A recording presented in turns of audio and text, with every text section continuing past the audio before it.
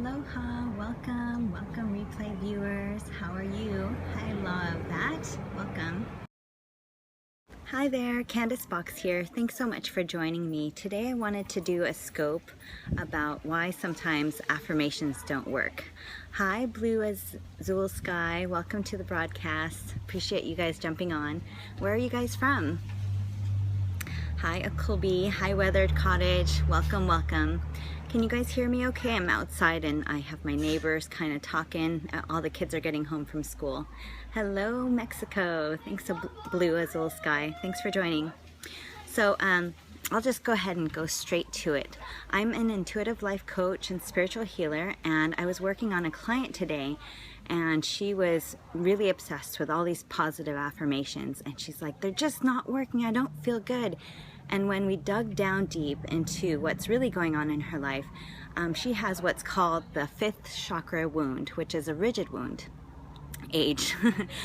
So the rigid wound here affects your truth, your ability to communicate, expressing who you are and being your authentic self. And believe it or not, a lot of people have trouble being their authentic selves. And the fifth chakra, the wound is called rigid because they seem to have this program of being perfectionistic, and it's so tough for them to break free from that perfectionism because they've learned it so well and have been so skilled at it for such a long time that to go to fail or to be at fault for anything is like their worst demise. And do you guys know what I'm talking about? Do any of you have that perfectionistic quality and trait? I know I do. I'm a Virgo. My birthday was actually a couple days ago, and being a Virgo, we're constantly being very rational, coming from this to that and discerning what's right, what's perfect for me. But sometimes that can be hindering because we end up planning everything out rather than just allowing things to happen. So why positive affirmations don't always work is because those with this fifth chakra wound deny what's on the inside. They deny the feelings. Bear woman. Yeah, exactly. They're just so strong that their affirmations are, I am strong. They are actually completely all those positive affirmations. But what happens is they don't tap into the lower self, the negative affirmations that are festering underneath, because they bury them, they forget about them, and they don't realize that it's causing a lot of havoc and trouble in their lives. So the positive affirmations don't work because for them, they actually need to acknowledge the negative affirmations. And sometimes that's the hardest thing, to be in that space of, I am angry, I am sad, and there is pain in there, and I'm hurting, and it's hard for me to be vulnerable. It's hard for me to reach out to someone and tell them that I am not this perfect self. Hello, Dolores. Hi, guys. Thanks all of you for jumping on. I see you coming on and off. And I just wanted to ask you, do you guys have that same instance? Do you feel like sometimes those positive affirmations don't work? Well, one of the things we also talked about, hello, Dolores. Thanks for jumping on. So another reason why the positive affirmations don't work is because if you have a lot of those limiting beliefs that you haven't addressed yet, those positive affirmations aren't work. You're not creating space within you for them to actually take root in each of your cells of your body. So that's why a lot of my clients come to me to be able to recognize and be aware of what is really happening below the surface of what this external facade is all about. And so we have to go in and clear them and get rid of them so that we can really allow those positive affirmations to come through. Otherwise, you're just saying it just to say it. Hello, Kels Cray.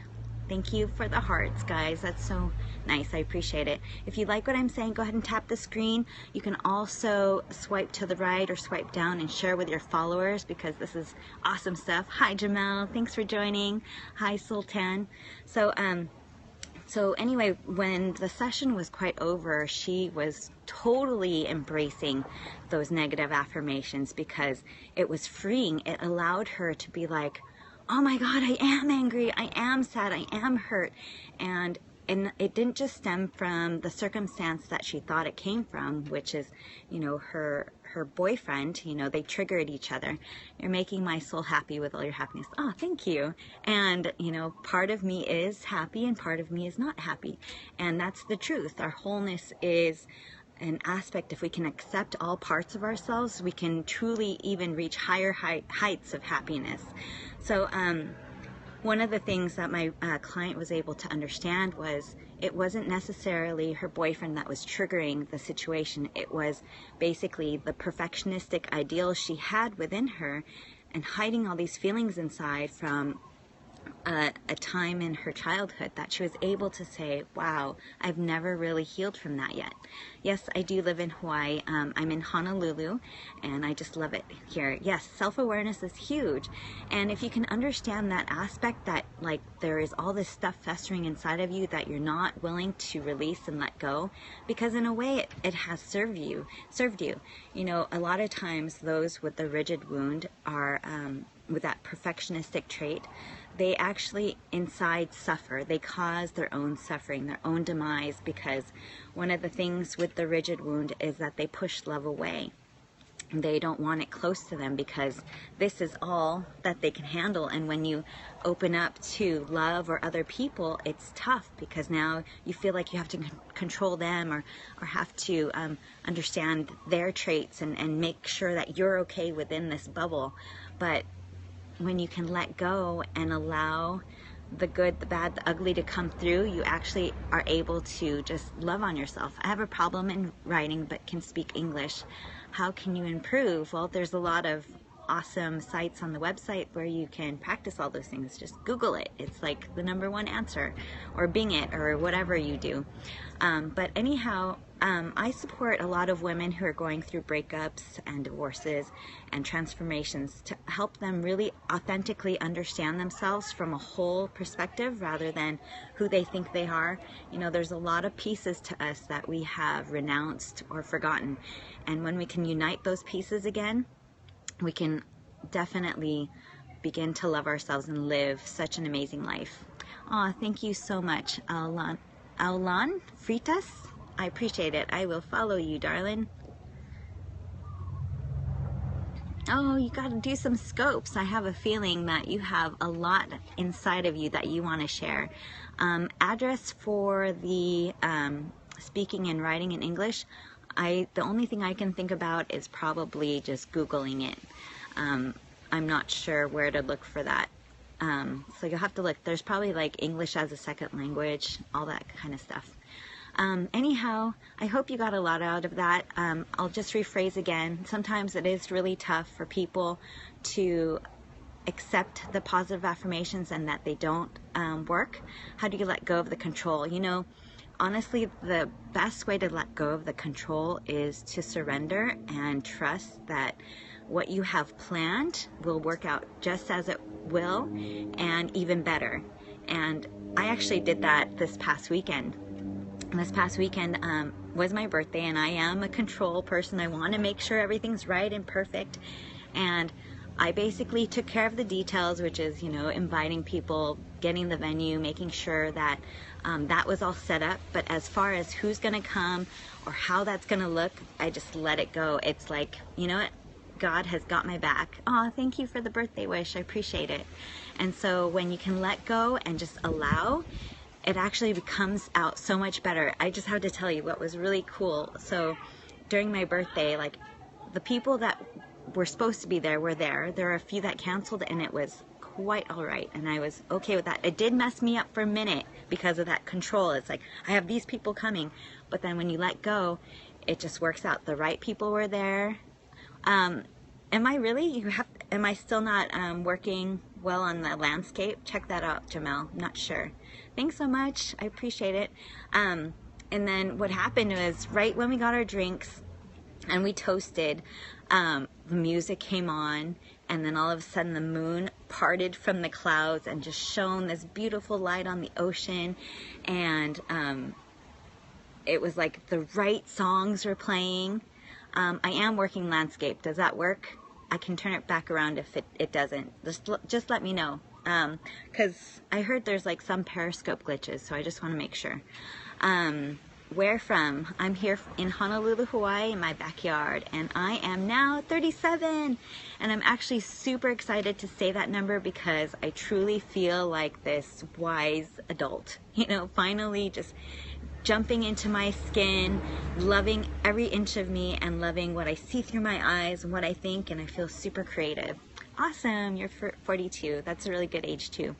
It's those special moments that you remember forever. Exactly. So if you control those aspects, then you're always worried. You're always worried about what's going to happen because you're not in control over it. So when you can let go, it actually turns out way more better than you think.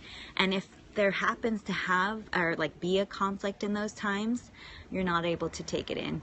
Exactly. And half of your energy is in this holding space, like you're holding your body, you're stressed out, and you're like freaking yourself out. Those thoughts are going through your head, and then you're not able to just appreciate what actually the spiritual world is giving you.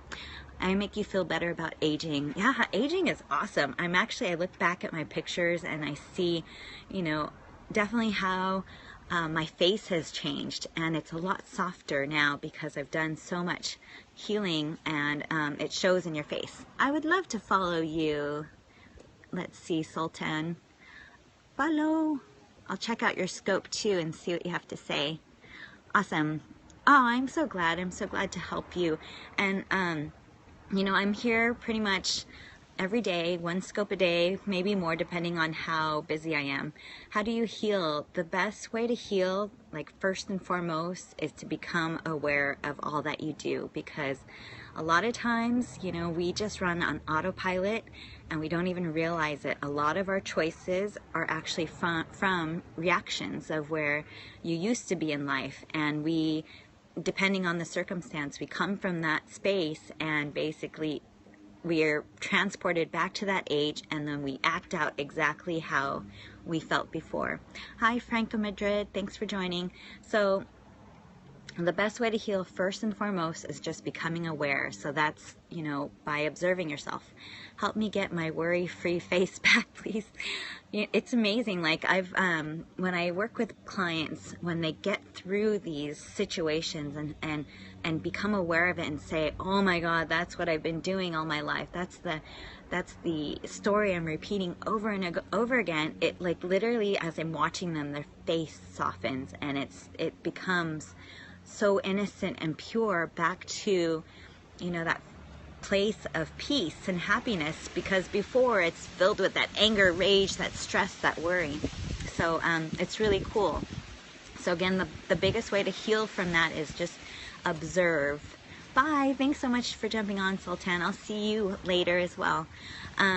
So being able to be aware, it's like literally 50% of the problem. And then after that, it's like observing yourself and seeing where you do that, when you do that, and with whom you do that, because most of the time it is with the same people, the same types of people at least.